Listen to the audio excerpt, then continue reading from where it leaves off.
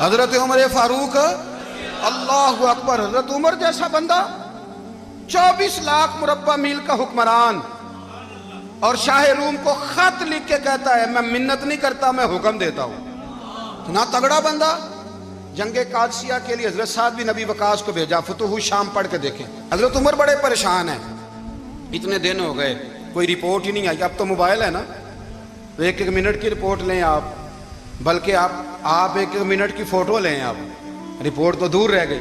حضرت عمر فاروق رضی اللہ تعالیٰ عنہ بڑے پریشان ہیں کہ قادسیہ میں حضرت سعد بن ابی وقاص کے ساتھ لوگ جہاد کرنے گئے، رپورٹ کوئی نہیں آ رہی۔ اتنے پریشان تھے کہ باہر نکل کے نا اس رستے پہ بیٹھ جاتے جو رستہ قادسیہ کی طرف سے آتا تھا۔ جو بھی آتا جاتا پوچھتے جنگ کے کیا حالات ہیں۔ ادھر جب اللہ نے فتح دے دی نا، تو حضرت سعد بن ابی وقاص رضی اللہ تعالیٰ عنہ نے ایک قاصد کو خط دے کے بھیجا، کہنے لگے عمر کے پاس جاؤ، انہیں اطلاع دو کہ الحمدللہ اللہ نے اسلام کو فتح عطا کر دی۔ یہ حضرت عمر کو جا کے دینا، وہ بڑے پریشان ہوں گے۔ وہ جو اس زمانے میں اس طرح ہوتا تھا کہ کئی دور دور سے صحابہ جو دوسرے شہروں کے ملکوں کے رہنے والے ہوتے تھے، وہ بھی آ کے شامل ہو جاتے تھے جہاد میں۔ کوئی ایک دفعہ مدینے آیا، کوئی 2 دفعہ آیا، پھر اپنے اپنے علاقوں میں بہت سارے لوگوں نے زیادہ دفعہ حضرت عمر کو دیکھا بھی نہیں تھا۔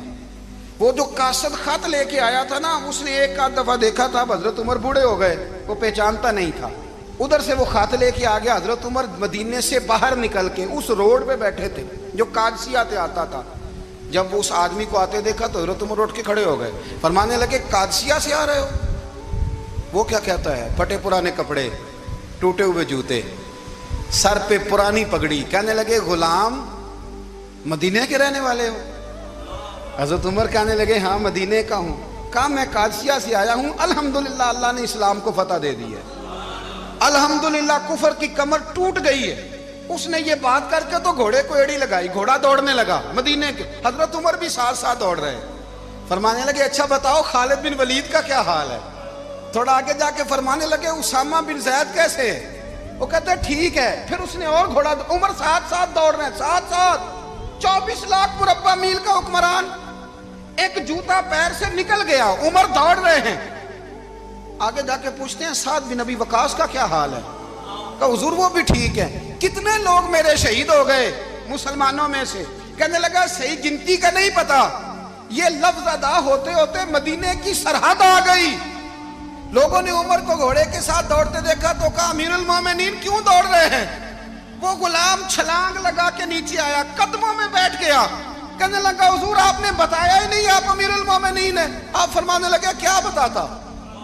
میں تو اونٹ چلانے والے کا پتر ہوں، کیا بتاتا؟ وہ عمر ہوں جس نے اپنے گناہوں کا حساب دینا ہے، کیا بتاتا؟ جو سعد بن ابی وقاص کو جہاد پہ بھیج کے خود بزدلوں کی طرح گھر میں بیٹھا ہے، کیا بتاتا؟ کوئی حیثیت نہیں، کوئی تار۔ تو نے اچھا کیا، تو تو مجاہد تھا، مجھے ساتھ ساتھ دوڑایا، تو نے اچھا کیا۔ جتنے لوگ تھے چیخیں مار کے رونے لگے۔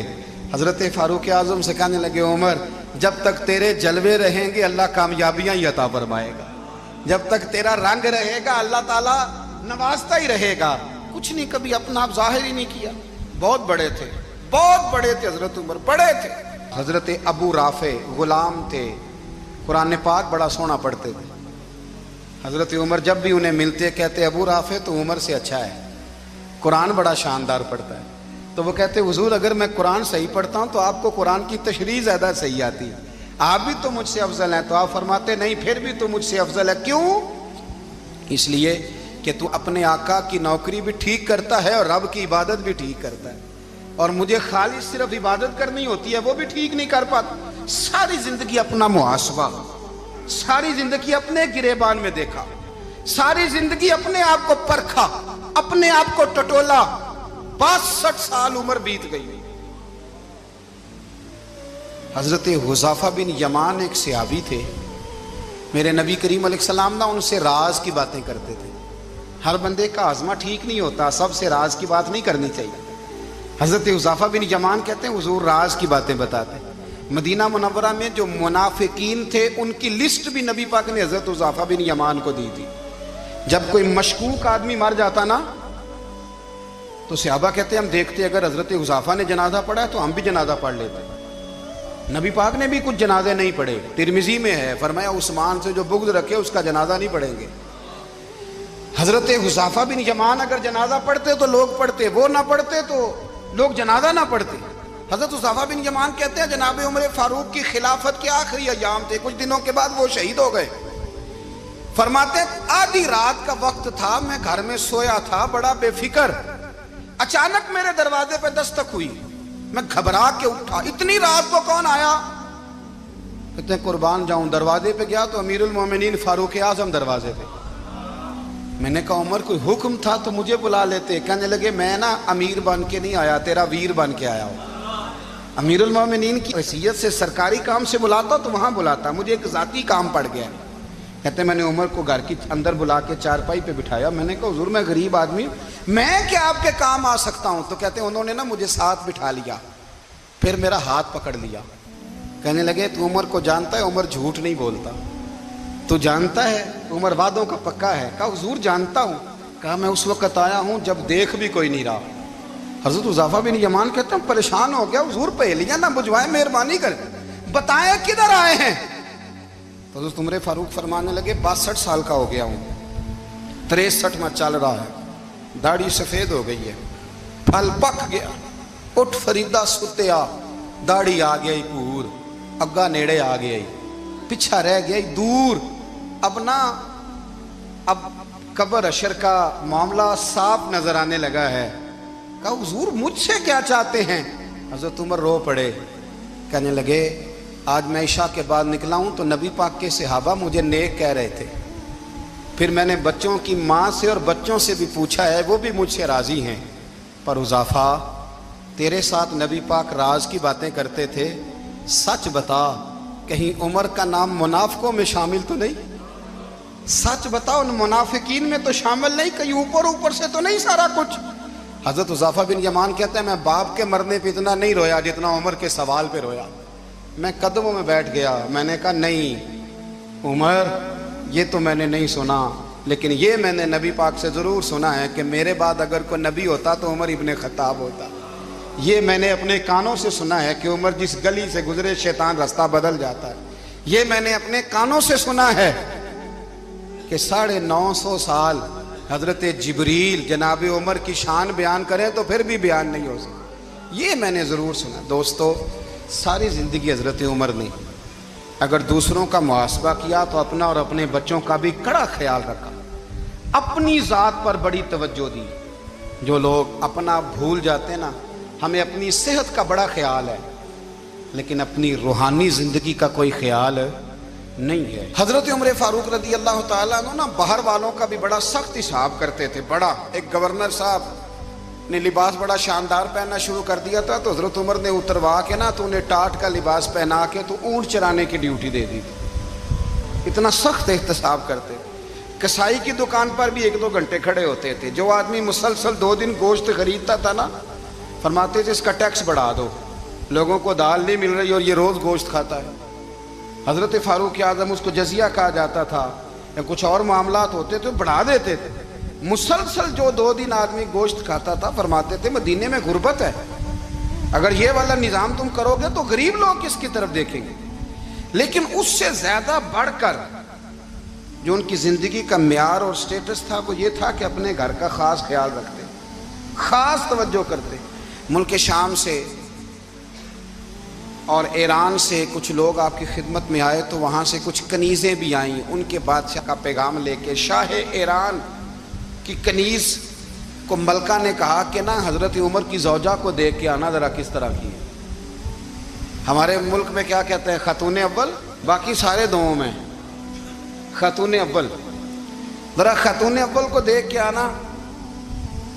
تو وہ جب آئی نا گھر میں ملنے تو کہا کہ مجھے میری ملکہ نے کہا تھا کہ عمر کی زوجہ سے اہلیہ سے ملاقات کر کے آنا۔ تو حضرت عمر کی اہلیہ نے نا ایک جوڑا کپڑوں کا دے دیا ملکہ کے لیے اور ایک خوشبو کی شیشی دے دی۔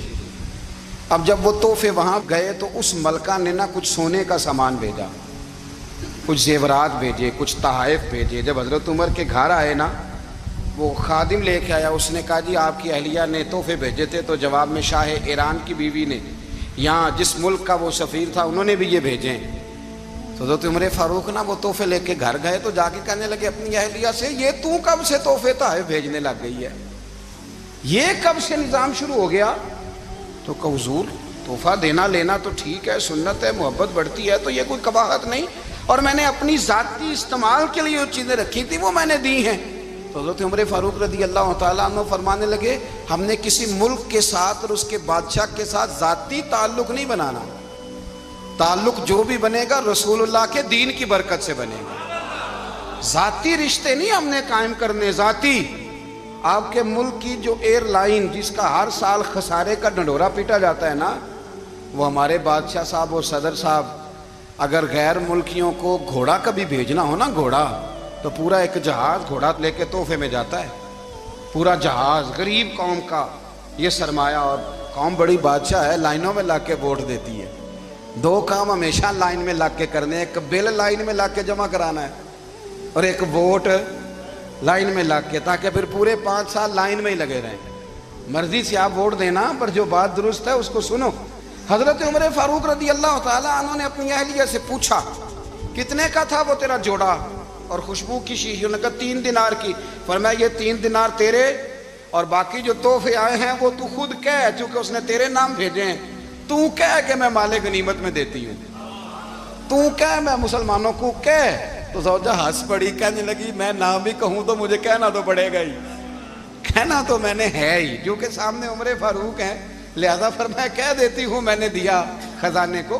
حضرت عمر نے جمع کرا لیا۔ میں یہ کیا بات ہے، میرے گھر والے جو مرضی کریں، ان کا معیار زندگی جس طرح کا مرضی ہو۔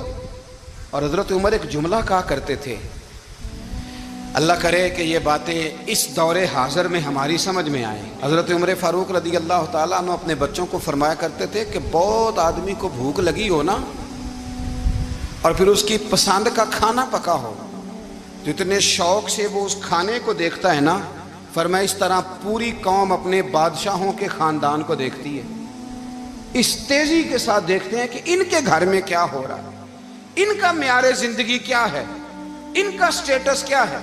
آپ کے بچے دونوں کاروبار کے لیے مصر گئے، ایک بہت بڑا قافلہ گیا مدینے سے مصر تجارت کے لیے، تو یہ گئے تجارت کے لیے، تو حضرت عبداللہ ابن عمر، حضرت عبید اللہ ابن عمر، حضرت عمر کے دونوں بیٹے گئے۔ جناب عمر فاروق کے بچے جب وہاں پہنچے تو مصر کے گورنر نے نا لوگوں کو تعارف کرایا کہ یہ عمر فاروق کے بیٹے ہیں۔ ایک چھوٹی سی بات کر دوں، یہ چودھری کے بیٹے کو کون بتاتا ہے کہ تو چودھری کا بیٹا ہے؟ باہر والے بتاتے ہیں، گھر والے۔ اور سیٹھ صاحب کے بیٹے کو کون بتاتا ہے کہ تو سیٹھ صاحب کا بیٹا ہے؟ اور مالک کو کون بتاتا ہے کہ تو مالک کا بیٹا ہے اور یہ کرایہ دار ہے؟ یہ کون بتاتا ہے؟ یہ سوچ ہم دیتے ہیں بچوں کو، چودھری اور کمی کی سوچ، امیر اور غریب کی سوچ، مالک اور کرایہ دار کی سوچ، گھر کے مالک کی اور کام کرنے والے کی سوچ، یہ ہم دیتے ہیں۔ یاد رکھنا، یہ ہم دیتے ہیں، یہ ہمارا مزاج ہے، یہ باہر سے نہیں آتی۔ تو کوئی شہزادہ ہے، تو سیٹھ ہے، تو نواب ہے، یہ سوچ باہر سے نہیں آتی، یہ اماں سوچ دیتی ہے، اماں، یہ ابا سوچ دیتا ہے۔ اور پھر جب تباہی اترتی ہے تو اس کے ذمہ دار بھی باہر والے نہیں ہوتے، گھر والے ہوتے ہیں، گھر والے۔ ہمارے بچوں کی طبیعتوں پر زیادہ نقش باہر والوں کا نہیں ہوتا، گھر والوں کا ہوتا ہے، یاد رکھیے گا۔ حضرت عمر فاروق رضی اللہ، بچے ہیں، شہزادے ہیں، وہ کاروبار کرنے گئے اور وہاں بتایا گورنر صاحب نے کہ یہ فاروق اعظم کے بچے، امیر المومنین کے۔ لوگوں نے ان سے زیادہ مال خریدا، تجارت میں زیادہ نفع ہوا، ظاہر ہے کہ وہ آپ کے جو اللہ خیر کرے حکمران ہیں، ان کے کاروبار کتنے ملکوں میں ہیں، کس بنیاد پر ہیں؟ وہ صرف اس بنیاد پر کہ وہ حکمران رہے، ان کے لیے آسان تھا بڑے لوگوں سے تعلقات بنانا۔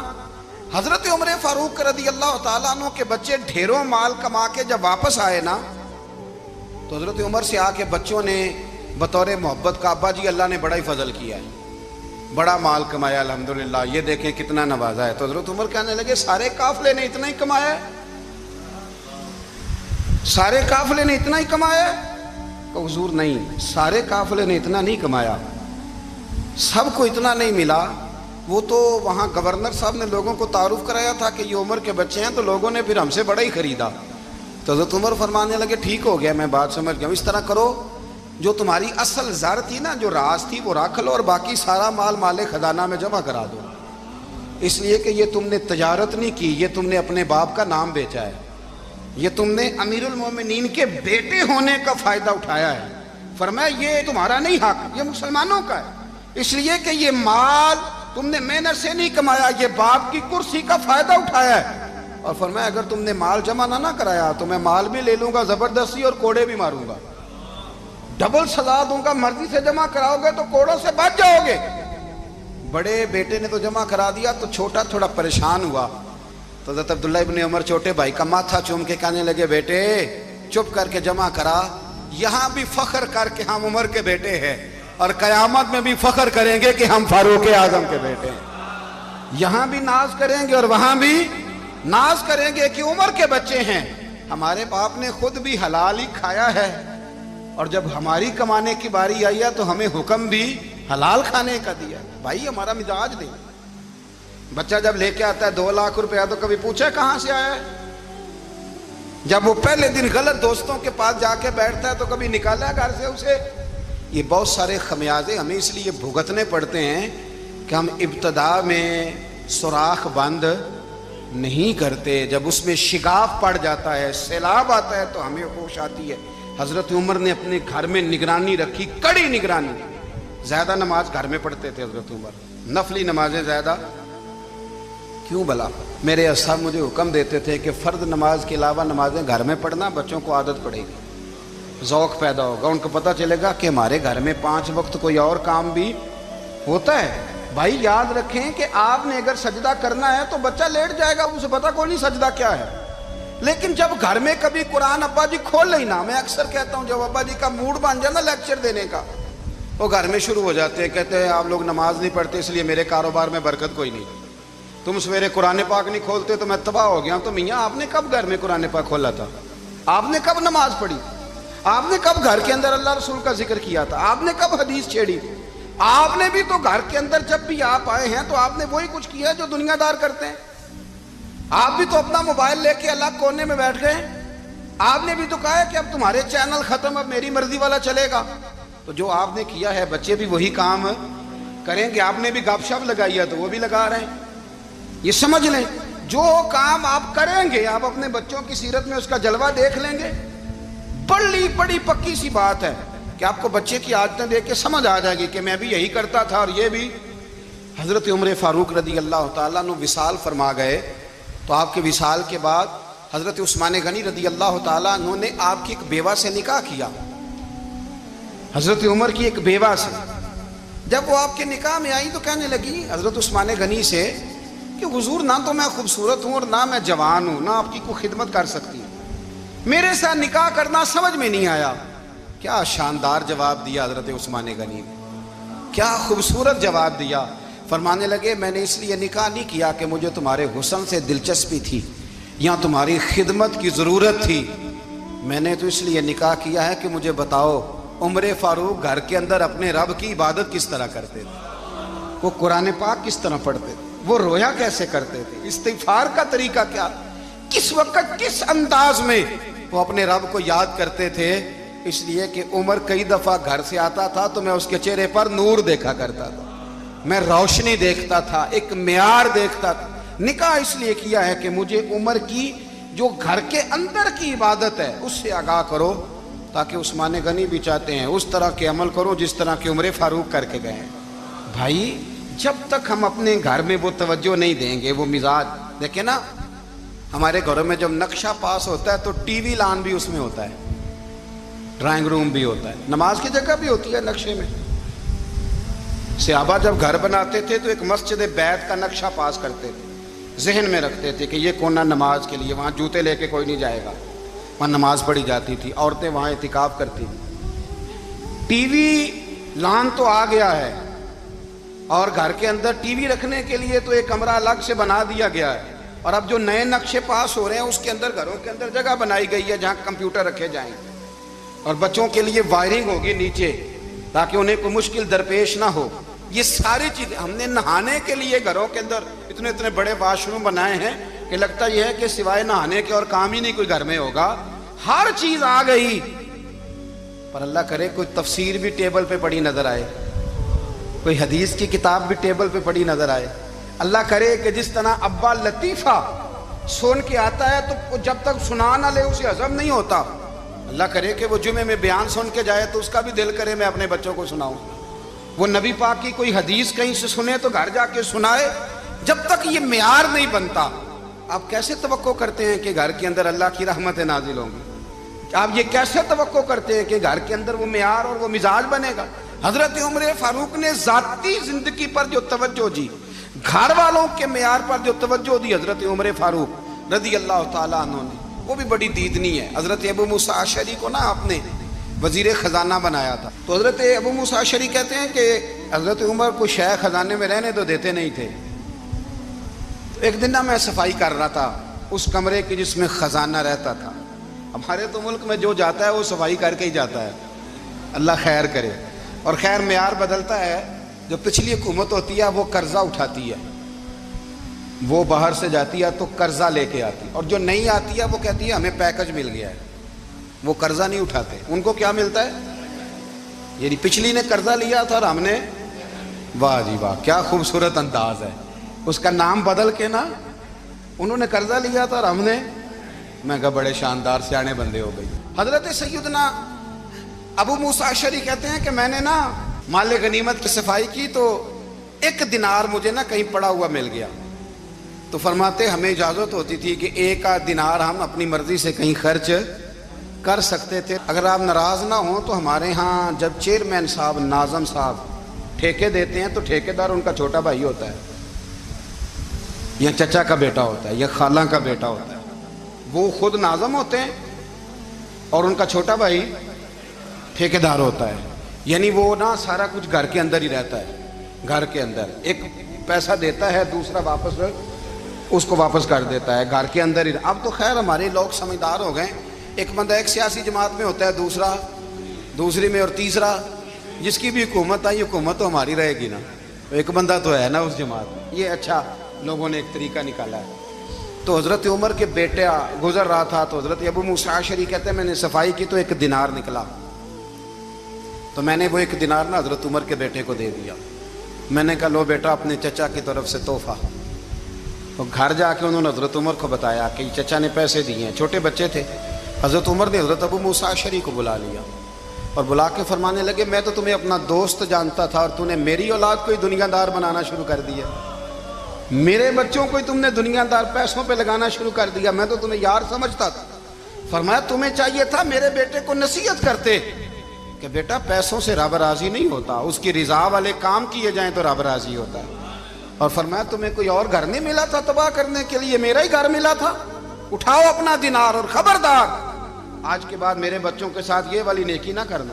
اور ہمارا کیا سٹیٹس ہے؟ دوستی ہے اس سے جو تحفے زیادہ دے، جو بچوں کو خراب کرنے میں مدد زیادہ کرے، اس کے ساتھ یہ رہنا. حضرت عمر نے گھر پہ اور سب سے بڑھ کر اپنی ذات پہ توجہ کی. حضرت ابو مالک رضی اللہ تعالیٰ عنہ کہتے ہیں میں عمر کے پیچھے پیچھے ایک باغ میں گیا، اکثر اس باغ میں جایا کرتے تھے.